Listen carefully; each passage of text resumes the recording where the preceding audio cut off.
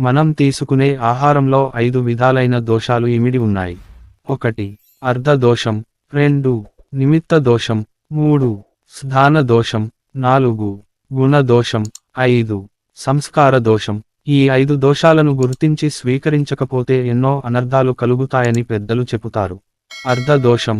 ఒక సాధువు తన శిష్యుని ఇంటికి భోజనానికి వెళ్ళాడు. భోజనం చేస్తున్నప్పుడు ఎవరో ఒక వ్యక్తి వచ్చి ఆ శిష్యునికి ధనంతో ఉన్న మూటని ఇవ్వడం చూశాడు. భోజనం చేసి సాధువు ఒక గదిలో విశ్రాంతి తీసుకోసాగాడు.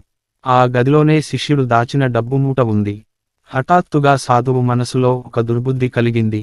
ఆ మూటలో నుండి కొంచెం డబ్బు తీసుకుని తన సంచిలో దాచేశాడు. తరువాత శిష్యుని వద్ద సెలవు తీసుకుని తిరిగి తన ఆశ్రమానికి వెళ్ళిపోయాడు.